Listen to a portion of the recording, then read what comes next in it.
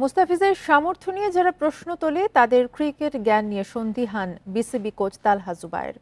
সাবেক এই পেসার বলছেন, মুস্তাফিজ থাকলে সাদা বলে বাংলাদেশকে ভয় পায়, অন্যরা বাকি পেসাররা পান সাহস।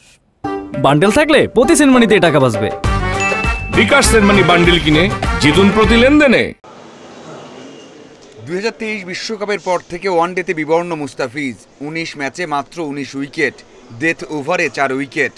ধার কমেছে তাসকিন, সাকিব, শরীফুলের চেয়েও। পিছিয়ে আছেন পরিসংখ্যানে।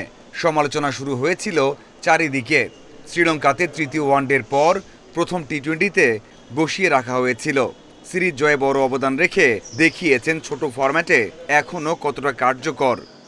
মানুষ যারা মুস্তাফিজকে নিয়ে যারা কথা বলে তাদের আসলে ওই যোগ্যতাটাই আছে কিনা মুস্তাফিজকে নিয়ে কথা বলার, আমার এটা ডাউট আছে। কারণ আপনি দেখেন, মুস্তাফিজ সিঙ্গেল হ্যান্ডেডলি সিরিজ জিতিয়েছে আমাদেরকে। আমাদের অনেক দায়িত্ব আছে, আমি মিডিয়াদেরকেও বলবো, আপনাদের অনেক দায়িত্ব আছে, দর্শকদের অনেক দায়িত্ব আছে, শুধু প্লেয়ারদের দায়িত্ব না।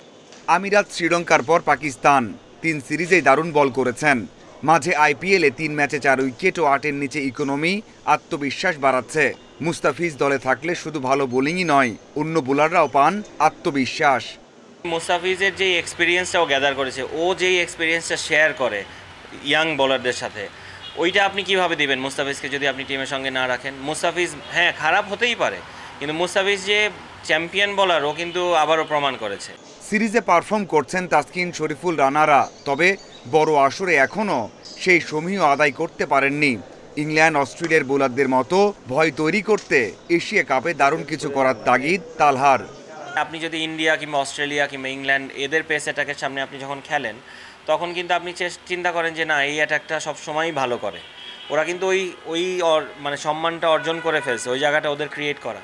সো আমাদেরও প্লেয়ারদের দায়িত্ব এই অ্যাজ এ বোলিং গ্রুপ এই রেসপেক্টটা গেইন করা ইন্টারন্যাশনালি। এশিয়া কাপের গ্রুপ ম্যাচে বাংলাদেশ পেসারদের নিয়ে দারুণ আশাবাদী সাবেক এই পেসার। নাজরুল ইসলাম, ইন্ডিপেন্ডেন্ট নিউজ।